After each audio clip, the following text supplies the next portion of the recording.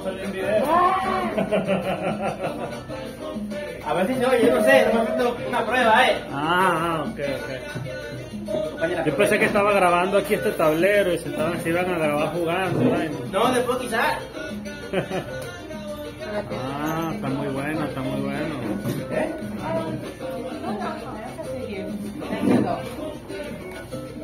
How are you? Where's the cable, man? Here's my cable, man. Come on now, stop playing, man. Alright, we're here. You need it, man. Right here? Yeah. Okay. Don't scare me now, man. Don't scare me now.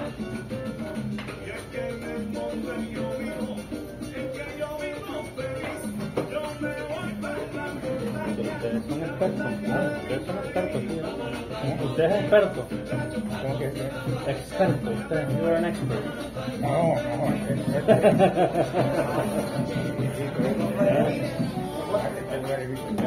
My class. Oh, we still have people that's an announcement. I saw 6 o'clock. Announcements for tonight. Everybody, welcome to Tiny Chess Club in Cultural Center. Thank you for showing up. Tonight we'll be hosting Friday night chess lesson with National Master Duncan Torres, followed by a chess tournament in Bikini Rapid event.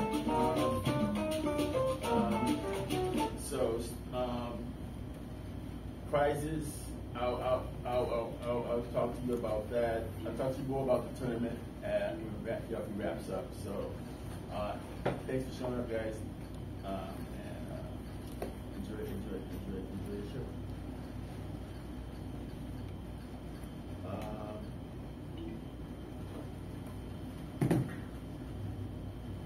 Did you find out game you were looking for the other time? The other day? Yes. Okay. Alright, so she vamos a ver porque she missed last week, but we're gonna do a little recap. So we were talking about we're talking about pre-jumps. So a pre-jump is basically, well, you guys know that. So it's like a math problem. You solve second degree equations using that A plus B. I forgot, long time ago. So when you have a certain type of position, you treat it a certain way. So we were talking about a pre-jump called the Philidor's ring. Let me go back real quick. So that is no. Wrong one. This one. So when you have 2 pawns, typically on an open file, but it doesn't have to be an open file. But the most common example is when you have you put a piece supported by 2 pawns, and they form what is called a ring. And the first one that I know of that did that was Philidor in 1783. So he was French. It's easier for you. You just unplug it, man. You don't have to do anything. Yeah, just unplug it. Alright, so, and then I actually found another game of mine using that. It's slightly modified, so I'm going to show you that too. So, in this case, he took with this pawn and then opened the file to attack the pawn. The pawn. And then I showed a different game from 1969 where Petrosyan also used the same pre-jump, the same strategy, where he offered a rook. Hold on, right there. So same thing, a piece open file supported by 2 pawns. But in this case, if he takes the pawn, he opens up the bishop because he's very weak in the white squares. And then we showed that. So, I didn't even think about it. I was going through my games. Okay, where did I put it? It is somewhere. Hold on. I'll find it. So, one of my own games in the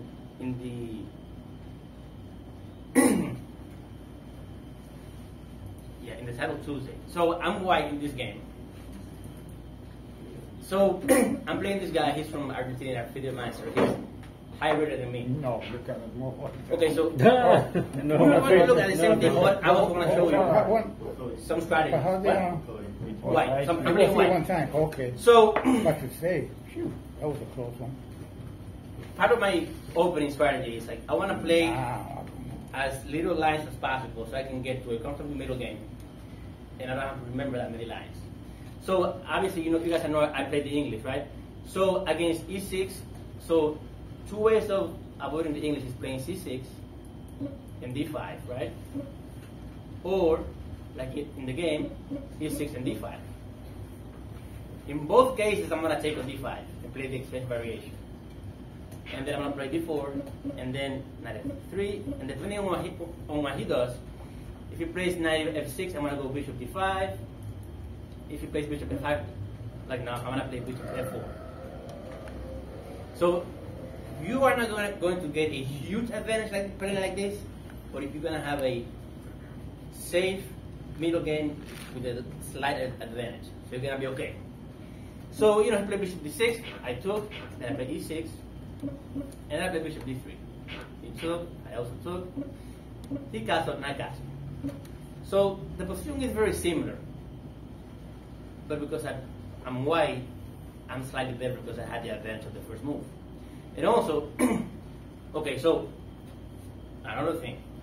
Got no choice. If you Nice. divide the board in the mid, right? So he has 4 pawns on the queen side, and only 3 pawns. So in an end game, he will be better because these 4 pawns will create a pass pawn, and they're away from the kings. So when having a pass pawn away from the king is an advantage in the end game. It's called the outside pass pawn. So but in the middle game, I have the advantage because I can use these 2 pawns to create weaknesses against these 3 pawns, and that is called a minority attack. Minority attack because 2 against 3. And that's what I did in this game. So I played A3, and then I went B4. Then A6, and I went knight A4, queen E7. Obviously, I don't want to get too much control of E4, because eventually I might want to play F3 and E4 like I did in the game. And I have time. I don't have to go here right away. I have time. I know. So he went here. Yeah. I went knight If I C5. take So that one. here you have the same thing, the Fiddler's Ring. And he has it too? Well, he not really because he doesn't have the 2 pawns. I mean, he does, but the file is not open for him. I can take advantage of it, but he can't. And I'll show you. You'll see it in the game. So it's better because remember, this file is semi-open. It's open for me, but it's closed for him. But it's open for me because I don't have any pawns. So this one is called a semi-open file. It's closed for him because he has a pawn, but it's open for me. So if I play A4 and B5, I create a weak pawn, and that's called a minority attack. But because I have the Fiddler's Ring, I can leave it there and create. Because remember, this pawn right here, it's not necessarily a weak pawn, but he always has to defend it with a piece. Yeah. So I can cement that knight there and create a lot of distraction. So, But he does have the B6 pawn. well, but if he plays B6, I go back and then C6 is weak. Okay. I can pile up with the rooks. Okay. And that's why he didn't do it. So I went A5, he went knight here, and then I went A5, which looks a little weird, but I want to take away B6. So now he needs, he needs a piece to always defend B7, either the knight, or the queen. Not only that, this knight supports here, and this knight. So part of my plan will be to play rook here, F3, and then take control of the center, which I did in the game. So he went here. I don't mind. I don't mind that I went rook AU1. And here you can see why the Fiddler's Ring is so dangerous. If he takes on C5, I'm okay with that. because then this pawn can be attacked with with the rooks. So let's say, crazy example. Let's say I go here, just to give a weird line, right? I can go here. He takes.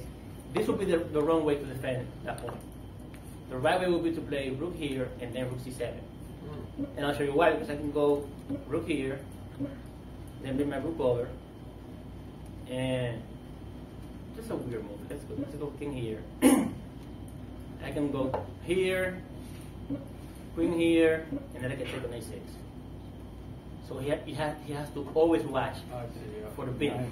That's why in the beginning, the right way to defend a pawn would be to play rook c8 and then go like this. But his pieces are very awkward, because he has to keep the 3 pieces like that, so I can't really get in. So, and even then, I'm still a little better. So he didn't take on c5, obviously, and I just get out of the way. Again, taking on c5 will be better for me, and that's really the essence of the Philidor's ring. So if he takes, obviously I'm not going to take here, because then my opponent, he can take advantage of e5. He can prepare rook d8 and b4 and get into my position. I'm taking with c. If he takes on c5, I'm taking with the b pawn. So I keep the center closed, and I'm the only one, creating threat. So that's a good thing to use, because no matter if he takes, I get the advantage when you do the Philidor's ring. If he doesn't take, I still get the advantage because he's under pressure. So he just has to. Yeah, go ahead. So basically, what it's boiling down to is you don't want to capture, right?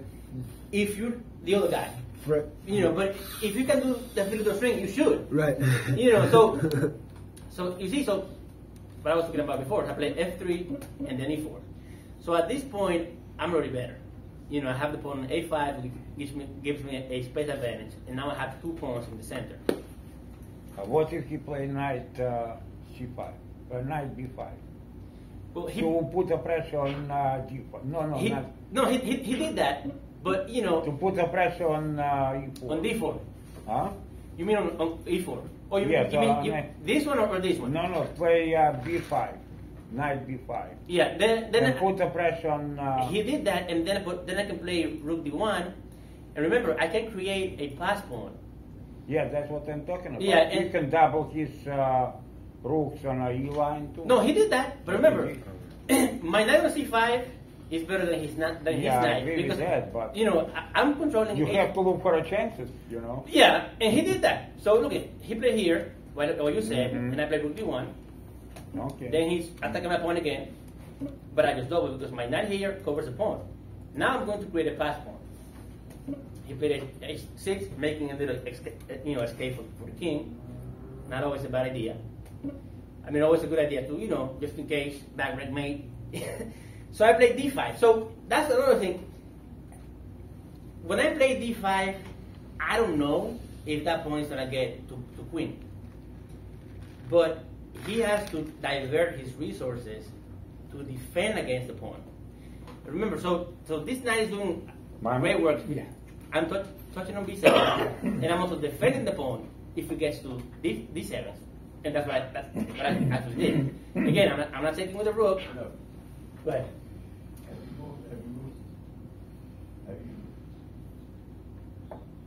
Have you got that lion set up? Not lion, but left lion. Yeah. Have you looking for that?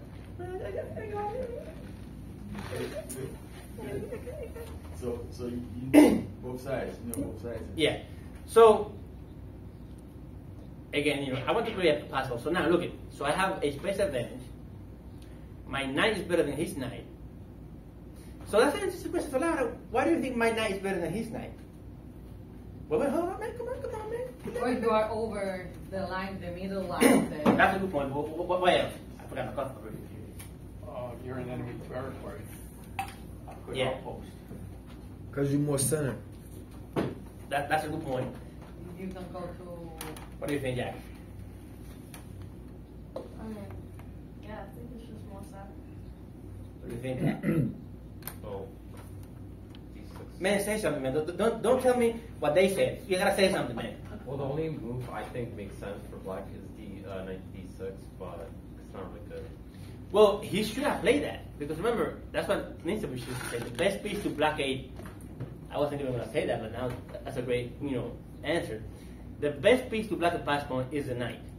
So knight d6 should have been played because it blocks the pawn and it defends b7. Yeah, right. He should have done that, but he did. So, what do you think, Mark? Why is this knight better than this knight? Because you're also attacking a piece, a pawn, where the queen has to protect, and you, like you said, use resources. Yeah. Like, he's not doing anything with his knight. And all that is all true. But also, I'm controlling 8 squares. So this is what is called an octopus knight. Oh. I'm controlling 8 squares, really. He's only controlling 6. So it's like, More something. even the simple, but that's because it's more to the center. So Yeah. he went, that's a horrible move. Yeah, that's a big mistake. Yeah, he should have played knight d6. Yeah. Yeah, best block is Because button. that's what Ninsovic used to say. The best piece to block, and we talked about that last week, the best piece to block the pass pawn is the knight. Okay. Because, and that's another question, why do you think that is? Paola, why is the But knight? right now, it's because that's almost the only one that you have. Well, not that. So why is the knight the best piece? It's flexible. Okay. Because it's harder to defend it because it jumps like. it's Yeah, but harder to also, defend we it, talked about it last week. So the knight, even though it's in a defensive position, it only takes like 1 or 2 moves to attack. So you are defending, you are blocking the pawn, right? You also defending the weak pawn. And if anything, you can jump to the attack. Big. On the other hand, the rook, I mean, it's blockading the pawn, but not really doing anything. So in this position, knight d6, that probably should have been a draw. I'm still better because I have the pass pawn and I have the space advantage, But it's very hard to break through. It's very hard because he's controlling the e file. I'm probably winning, but it's hard. But he came with the rook. Then I play it. So now, this piece is busy blockading the pawn. The queen is busy defending it. So he's tied up. So I can come up, and then, his knight looks good. But, I mean, where is it going to go? Nowhere, right? Like, I'm covering everything. So it looks good, but, So he went here, and I took the pawn. He made a mistake there. And that's another thing, is when you are under pressure, it's very hard to play. Yeah, That's when you make the mistake. Yeah. It's very hard to play. Yes. And this guy, is a FIDE master. He's a very, very strong guy. But, but what do you do? Because I'm coming over, maybe getting into the dark squares, bringing the rook over. 'Cause the rook is already on the 3rd rank. I can come here and attack. The knight can go to e6 and touch here, maybe to f4 and to g. There's a lot, because the same thing, like you were saying earlier, is closer to the center. So I can go e6, f4, and create a deadly threat here. The rook is already in the 3rd rank. I can go to g3, and support the knight. I don't even have to move the queen. Rook here, queen g6. There's a lot that could go wrong there. But he gave me the pawn, and then I know the bad move, because now I'm touching the pawn. But you keep advancing the pawns. Pass pawns are supposed to be advanced. Sometimes you advance a pass pawn even to lose it, but because they're wasting so much time defending against the pass pawn, you have time to go and do something else on the other side. So obviously here, now he's on. The rook is in the corner, defending a pawn. This is the blockade of pawn. Now I have free range to, I put my queen over. See, getting in the dark squares, and now it's just I'm winning the exchange. I think he resigned. He played it a little longer, but after queen c7, I'm going to e7 after. Yeah. Or even b6, even better, touching the pawn and the rook. and he resigned. But I didn't even notice that I did the Philidor's ring. You know, I was like, oh.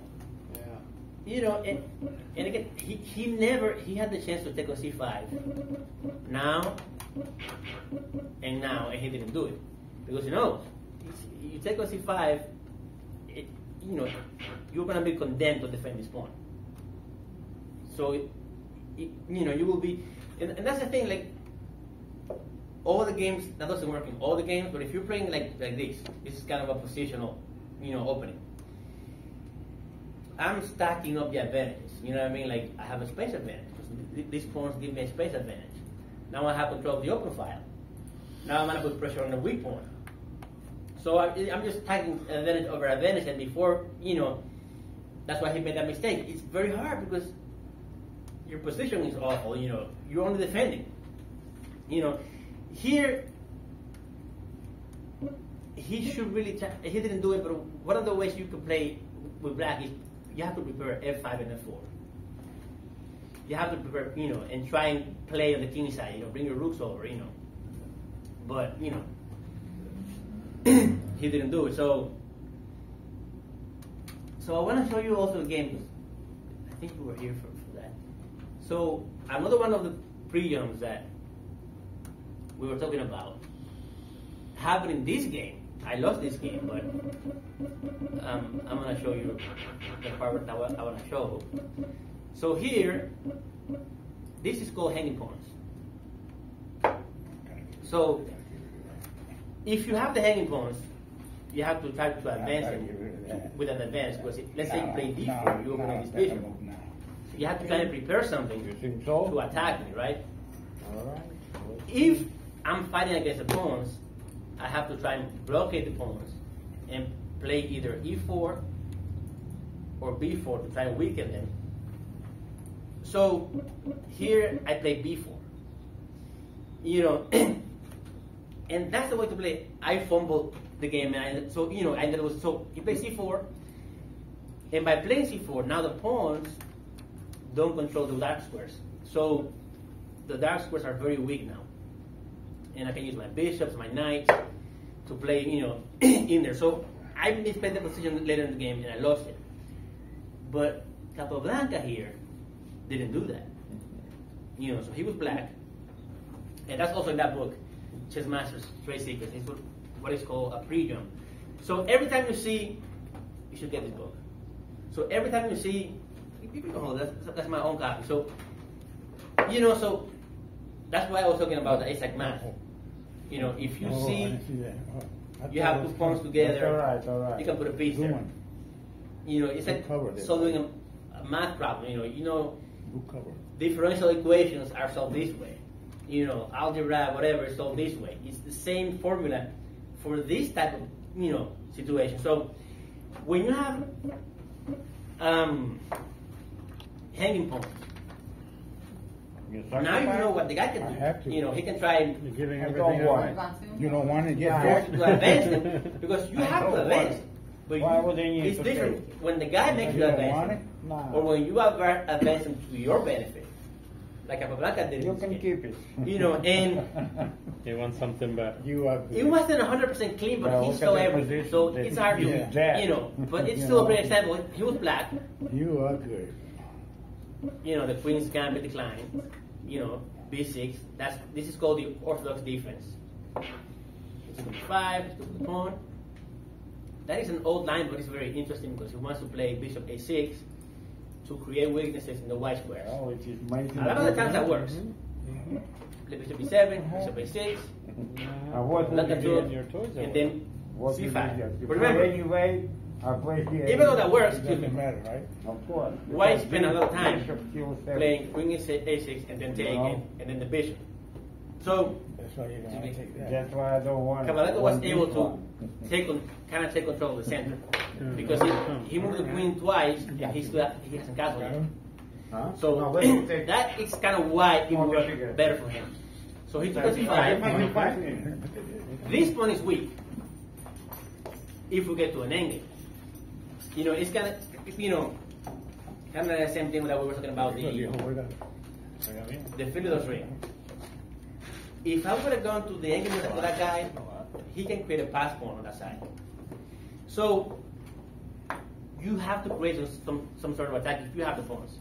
If you don't have the pawns, you should try and block them with the rooks and prepare either b4 or e4 to try and weaken them, But it doesn't work 100% because he wasted 2 queen moves by playing queen a4 and then queen takes. So he castled and then Capablanca played queen b6, great move. Because White's plan is to pile up on the d file, so you have to be very careful. Queen c7 doesn't work because it allows knight here. So he offered the queen exchange. That is a great move because you don't have time. Because when he plays queen d1, rook d1, you have to defend with either of these rooks. You have to defend the pawn. Queen b6, you see how I was saying that, okay, so the hanging pawns are a weakness in the endgame, right? If white takes on b6, it's not hanging pawns anymore. Only this pawn is weak. And I can just play rook, rook here, rook d6, and then bring it back. Or prepare d4. So he didn't take the queen, he went back. But now, black black has a little advantage in development. So he has time to put more pressure. He plays c4. Anticipating, because obviously if white had more time, he would play, rook here and maybe e4. But remember, by playing c4, he's opening up the bishop, and he's not allowing the pawn to advance. So he can play rook b8 and attack the pawn on b2. And also, obviously, maybe bishop c5, maybe play d4.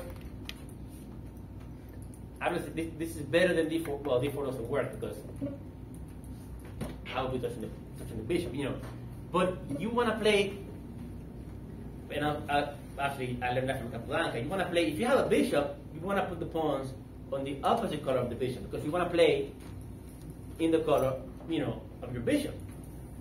Before, if he plays b3, bishop a3 is possible. So he went here and he defended. No problem.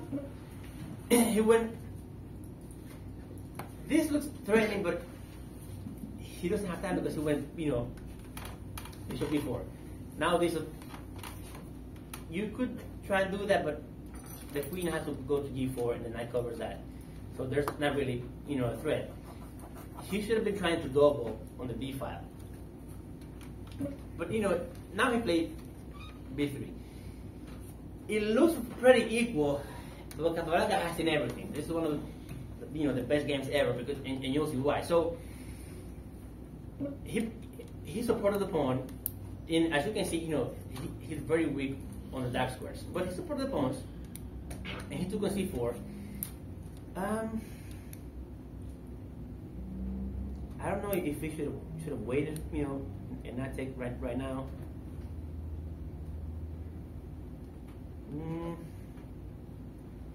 Maybe 94 and then what?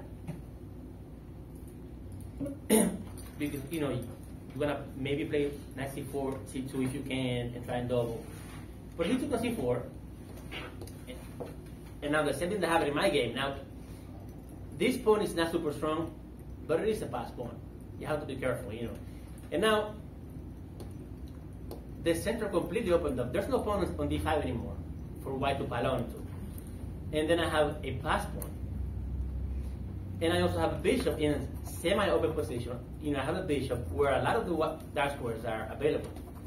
So Capablanca is a little better. He's not winning, but a little better. So now he's going, thinking he's going to double on the c file to attack the c pawn. Seems reasonable. But then he took him. Remember, he played rook c2. So by taking on c3, he's kind of wasting a move. So he takes the rook, and now he played knight d5. He doesn't have time to double up against the pawn. You know, he went back and he went to C3. This is a little tricky, but he has seen everything. You know, it's a combination, but you know, and what's going on with this mouse? You can see why, if you had more time, as why those games like Capablanca played, I'm not going to show one today, but where he has white and he takes advantage of the hanging pawns. But I want you to see how you're using the hanging pawns. You have to advance them to your advantage. You know, and this was possible because white moved the queen too much. You know, he went, so he went A5, A6, and then E2. 3 going on top, and then the rooks, you know, he went to C2, then C3, 95, and then back to C2. So he doubled. Here he played rook C5. That was a bad move. Maybe the thing is it's hard. He should have played H3. You know, because you want to play E4, really, but the background is kind of weak. So you have to be careful. You know, there's B4.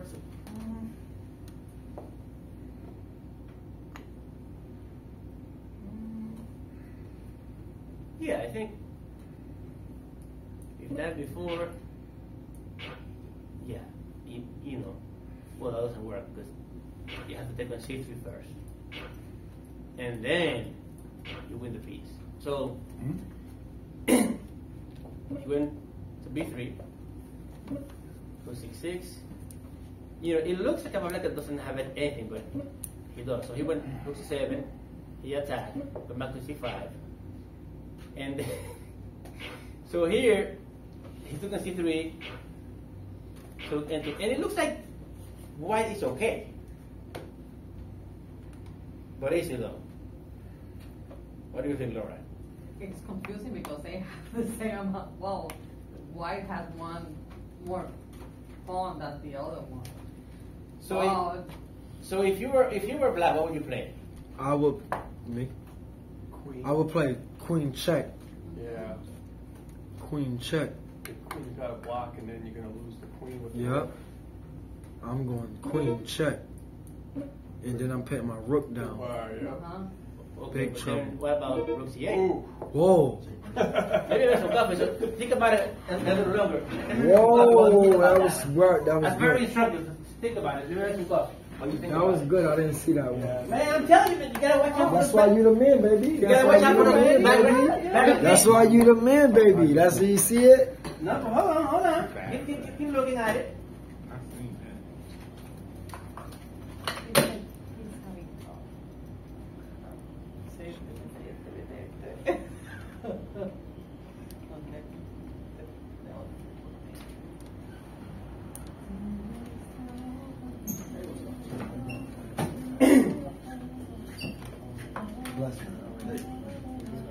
No, I'm saying you.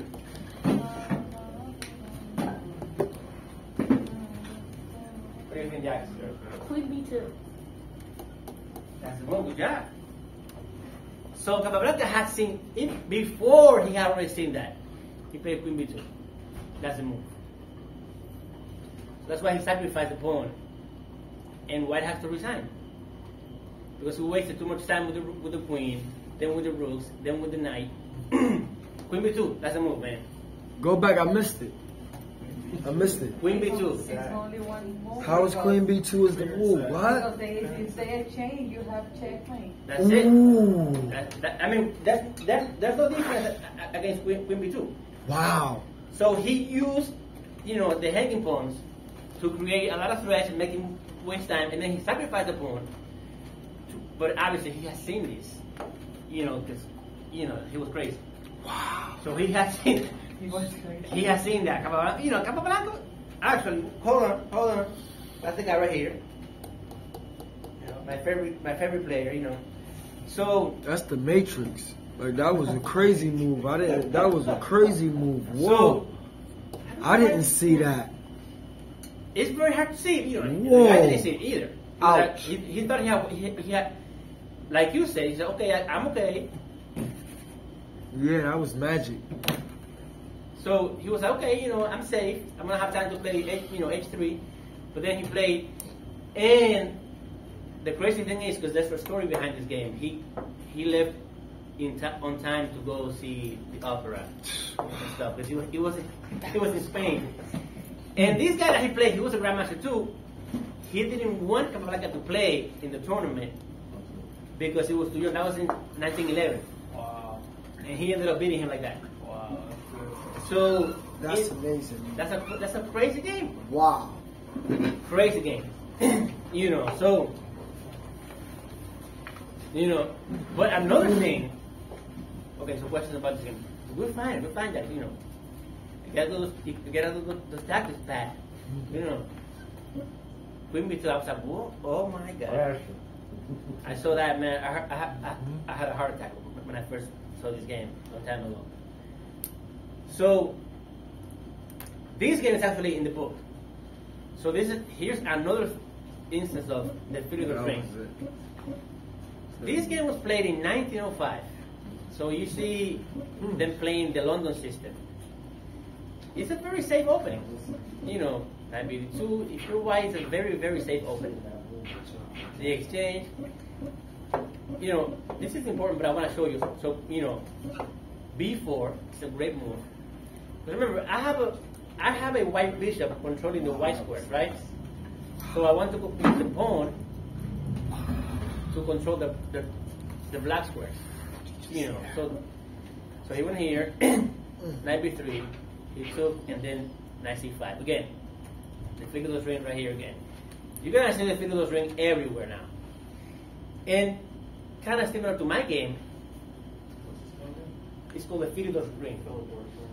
No, ring. Ring. It's a ring. Yeah, so when you have two pawns supporting one piece, it works better if it's in an open file, but whenever you have two pawns supporting a piece, it's a ring. But the first one to do that was Philidor in 1783, I think it was. So, because remember, if eventually you take on c5, you will take with the b pawn and then play b4 and put a lot more pressure. So, he ended up losing f4, taking that square, and then b5. So, this knight looks menacing. It's not that good, and I'll show you why. Because after he takes, and then he plays knight d4. Now we have having talked before. Now you have a good knight against a bad bishop. Because it's a white square bishop, and then you have all the pawns in the center, in the same square as the bishop. So white is a lot better. Even though, remember, typically, rook and bishop is better than rook and knight. If the game is open, and your bishop can play, but this bishop is horrible.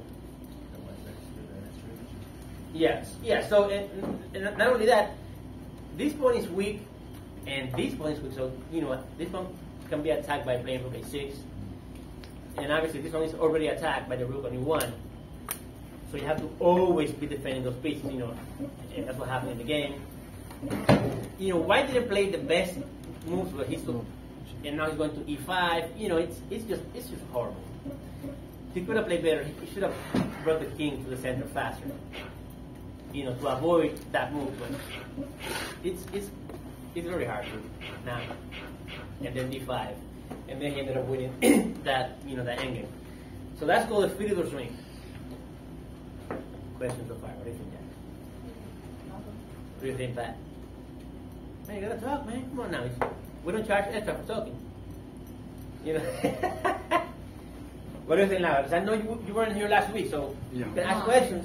I'll give you a king. But remember, because that's when we talk about the Philidor's ring for the first time. But you can ask questions. You guys so far so good. What do you think? Yes, so far. Okay, good. Huh?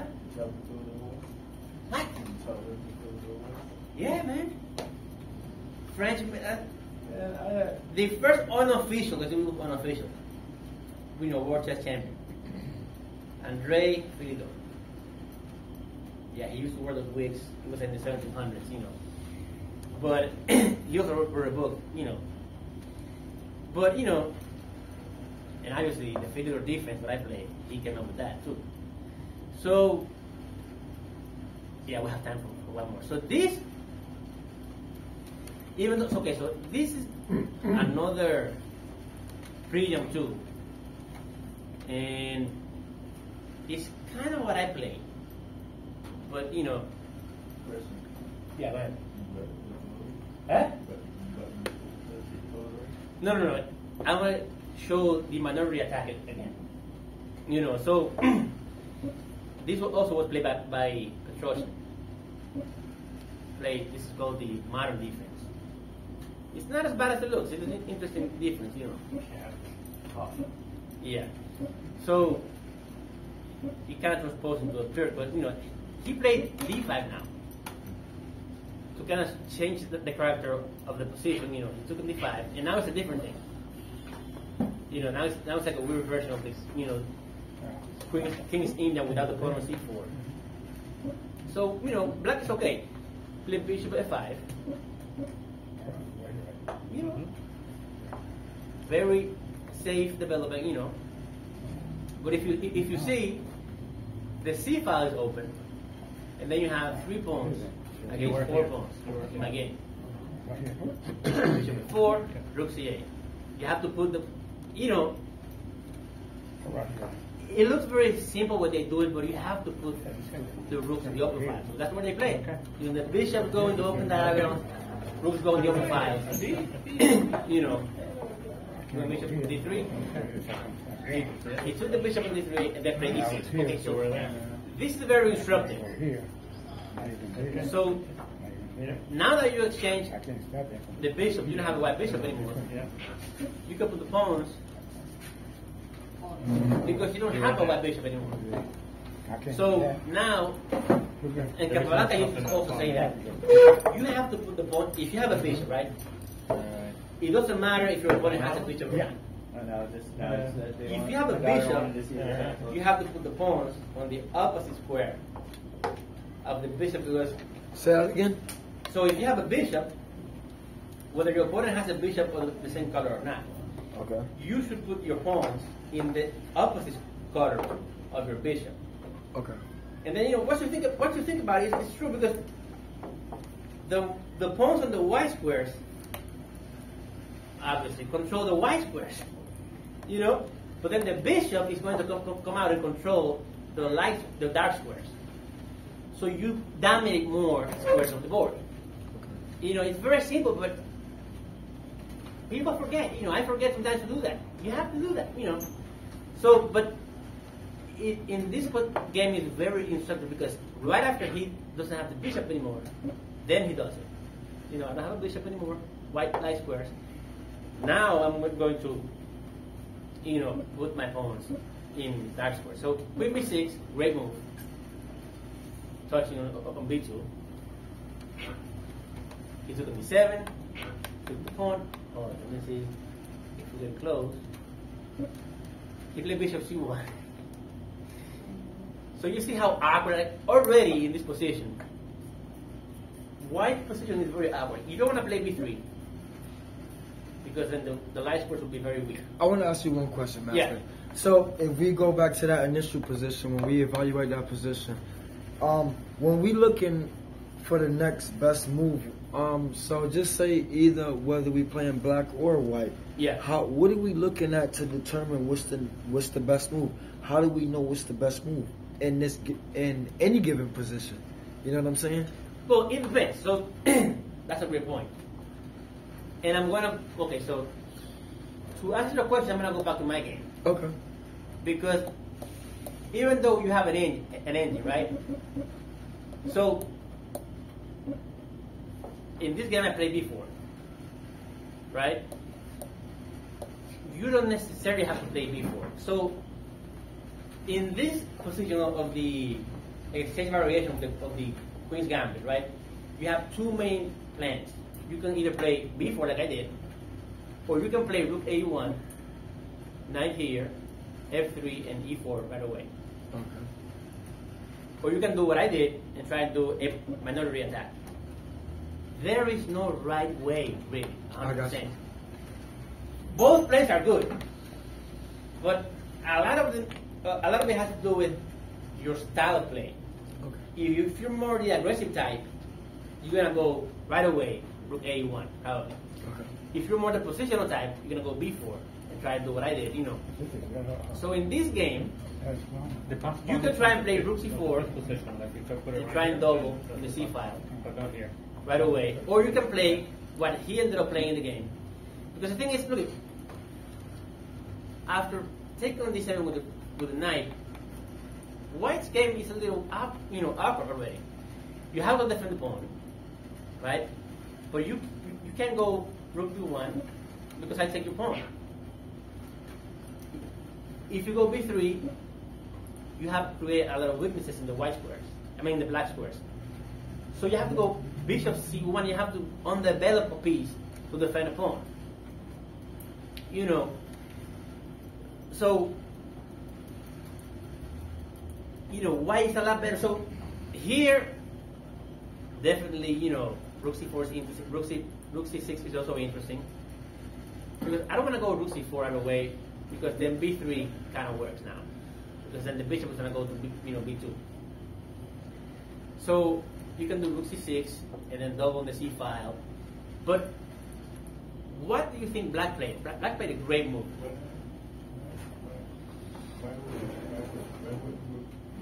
Because you have the open c file. You have to play. If you have the open c file, you have to use what you got. Well, not now, because the bishop is on b2 and can go to on c1 and can go to b2 right away.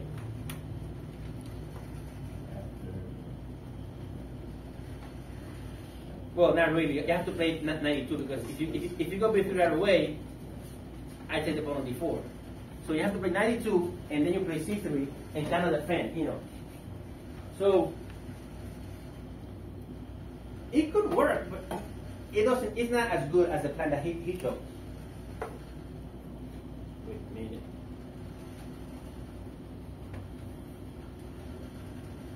And that kind of has to do with the plan I used in the first game that I played that I showed. So I know. What you looking at, man? Stop at the class, man. Spy. That ain't for you, man. That ain't for you. So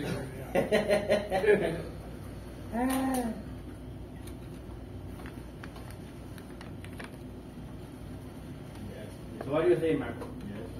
What plan do you think he chose? Hybrid Trojan? Yeah. I'm looking at it, so not sticking out for me. Like it's hard to tell when you see it the first time, but once you see it, it's like very. I kind of stole his idea to play my first game, because it's like I was telling you before, like,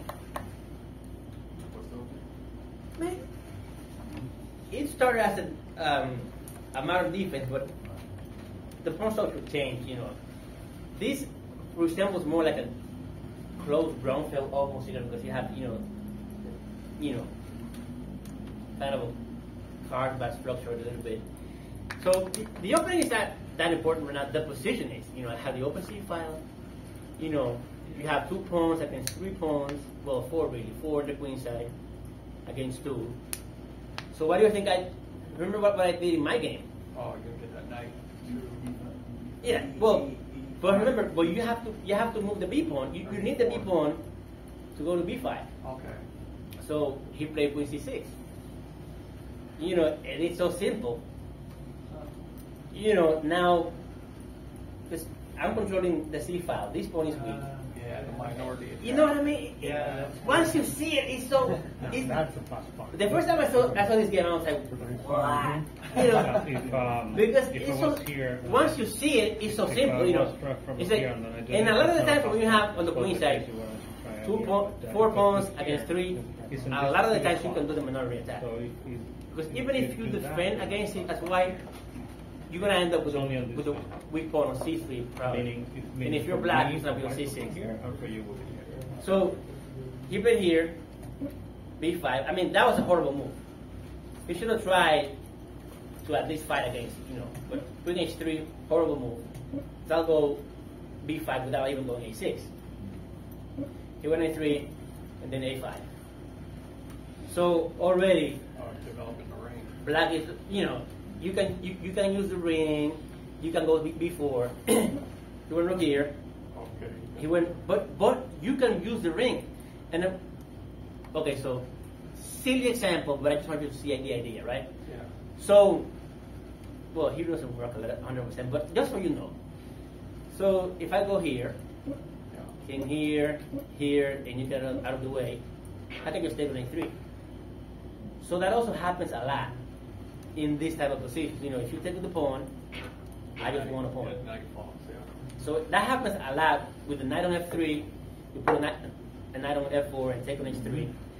So that's one of the advantages of using the Philidor's ring. In this case, he didn't use it because it was quicker just playing before. And then look at these two. Look at those two pieces. How bad they look. How awful. And now that I have this, and this is where chess is like a multiple choice test in a way. Like, I have the C file. My bishop is okay. The knight is okay. What can I improve? I can take the A file because I can go either to A2 or A1. Well, Ninsovic again. I can take either the 7th rank. We're talking about Ninsovic area, or the 8th rank. What? Okay, hold on. So rook a1, knight back. This is so. The guy playing black was Petrosian, right? He was very known for getting ahead of the opponent's threats. White wants to play knight d4 and try and play, get the rook out, play the bishop h6 and create some threats. He played knight f6. So if you go here, I just exchange and keep doing my plan over here. So rook d3, and then now d4. Now it doesn't matter that much. If you go here, I'll just play h5. You went here, rook a1. I mean, look at that pawn. I mean, that bishop. It looks like a pawn, but it's a bishop. And then, It's a pawn now. he doesn't have a plan, really. But then he played queen b6, looking at the pawn. He still did it, but now he can't really, he went h5. And then he resigned. He didn't have to resign right now, but, and so so why do you think he resigned? Laura, what do you think? Because the rook is. What if you check?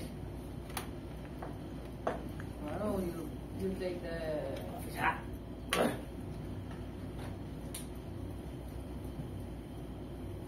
He can take it, but he can move the king too. Well, you don't even have to take it. You can go king a7, and then I'm gonna take on c1, and then take the knight. So, and then if you go back, let's say you go back, I can take on d4. And if you take on d4, I want to take on c1, and then it's just a free pawn with a lot better position. Knight here, the queen's coming in, and then House of cards. there's and then the other rook is coming to c1. I mean c8. But it's so once okay. So if I'm playing, I have the open c file. It's 4 against 3. I'm gonna go minority attack because that's another premium. And then from the minority attack, you can use the Philidor's ring or not. But it's like automatic. It's like okay, so I got 4 against 3. Okay, queen c6, and I'm gonna So every time you see this, it's like okay, now I know what to do. So it's like solving algebra or whatever. Okay, you bring the x to this side and then it's solved. So it's kind of the same, the same thing. So And you know, it happens all. It's like my game, you know. So he has same thing, 4 against 3. Okay, minority attack. You know, but I did use the Fiddler's Ring, but like you saw, if it took a C5, even if we were to B5, it's still not doing anything. You know, so yeah. Questions? What do you think, Jack? What do you think? I see the wheels turning, man. Come on, you can ask. Go ahead, Jack. When do you employ it? I'm sure, you know, a lot of these things, honestly, you know, look, I was looking for a game to show today, and I thought about my game. I didn't even notice I used that. Because, like, once you study it, and you look at it again, and you look at it again, it's like, you don't even know. It's like driving, you know what I mean? Like, the first time I learned how to drive, I was like, oh, you know, and now I drive, I'm on the talking about work, you know, calling somebody, having some coffee. That's a good analogy. You know, you don't even think about it. You don't even, oh, I have to do the turn. It's double lines. I can't You don't pass. think of those words anymore. You don't, because it's already, you've done it so much. You internalize it, you know, it's like, you know, it's like, so I had a teacher that he would say, like, Pat, how much 2 plus 2? How much is like 7 times 34? See, I have to think about it. You don't even answer. See, you were hammered 2 plus 2 so much in school. 2 plus 2 is 4. You don't even think about it. 2 plus 4. It's the same thing. You've seen it so much that it's like driving. Because I learned to drive as an old person. I was like in my early 20s when I learned to drive. So I remember it was like, ugh. And the guy was like, no, don't worry about it, you know, let it come back. You know, I was trying to turn it. Now I don't even think about it. Because I've been driving for years. Yeah, that's true. You know, I'm having my coffee, on the phone, talking about a deal or whatever that I'm doing from work. So it's kind of the same thing. I didn't even notice I used that thing in this game. But it's like, oh, okay. That's cool. You know, but you use it. And then, yeah. What do you think, Lara? What do you think?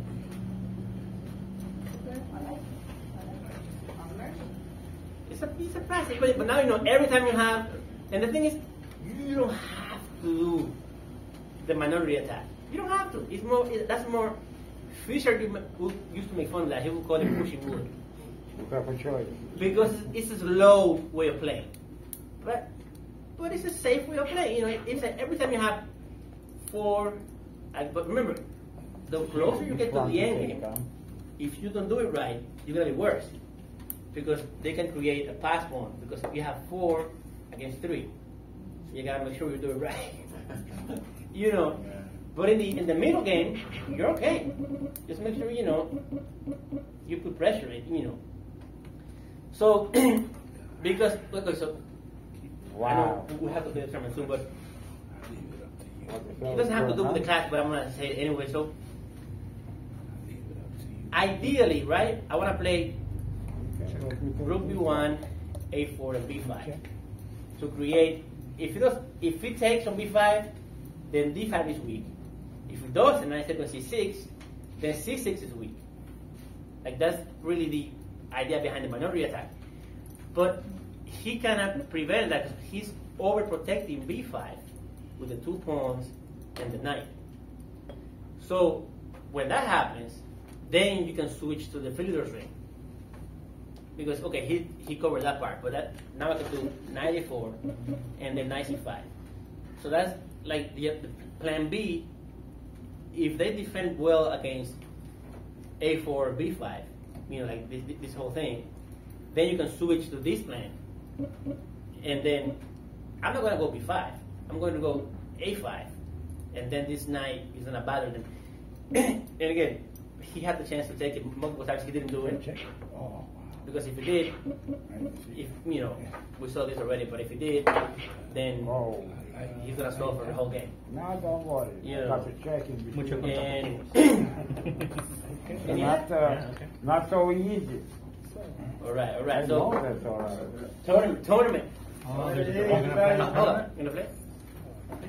All right. Thanks Not for yet. coming. All right. National Master, you're free for Start. the lesson, and payment is $10 for the class. So we're gonna jump from National Master. Do it now, man. Lesson. You gonna play? Tournament. I got you.